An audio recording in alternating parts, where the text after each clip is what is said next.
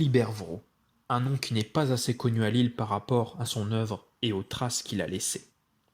Né en 1829 à Lille, Philibert Vraud est fils d'un industriel dont il a hérité la fabrique de fil à coudre. Il avait fait une révolution technique, en faisant des représentations à l'étranger et de la publicité, ce qui était très en avance pour l'époque. Mais Philibert a fait un travail considérable pour faire évoluer cette entreprise nommée le Philo-Chinois, oui, à un temps où l'Asie était très à la mode. Installé dans le Vieux-Lille, son usine employait en 1875 pas moins de 1100 ouvriers.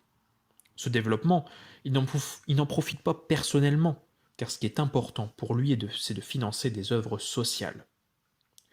Pour se dégager des revenus et financer ses œuvres, il pratique des stratégies envers les grossistes en proposant des primes de fin d'année, mais aussi envers les petits commerces en leur proposant des promotions. Une stratégie qui lui permet d'augmenter considérablement ses ventes en l'espace d'une dizaine d'années seulement, et donc, par la suite, d'exporter ses produits à l'étranger.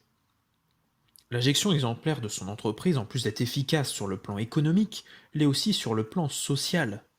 Il sait sa responsabilité envers ses employés. Il prend donc des mesures pour ces derniers, pour leur donner de meilleures conditions de travail, ce qui est rare et très en avance sur son temps. Il a donc pour cela été souvent présenté comme le patron exemplaire. Plusieurs de ces mesures sont particulièrement inédites. La suppression du travail de nuit pour les femmes, la création d'une société de logement et d'une caisse de chômage pour les ouvriers. Il s'inscrit donc parmi les grandes figures du catholicisme social. Ce qui le pousse aussi à prendre ces mesures est sa pratique catholique. Philibert Vraud est très engagé et finance énormément d'œuvres catholiques.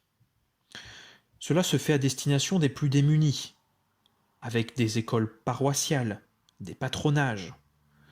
Mais Philibert investit aussi dans les futurs cadres de la société, les médecins, les enseignants, en créant l'université catholique avant même que l'université publique ne soit créée. Voulant faire de Lille une ville sainte, il soutient aussi la création de la cathédrale de la Treille, qui devait être une magnifique cathédrale faisant de Lille une capitale religieuse. Mais elle ne pourra pas être achevée, faute de moyens financiers. Monarchiste, Philibert Vraud se rallie à la République suite à la demande du pape Léon XIII. En 1909, une nouvelle paroisse doit être érigée à Lille.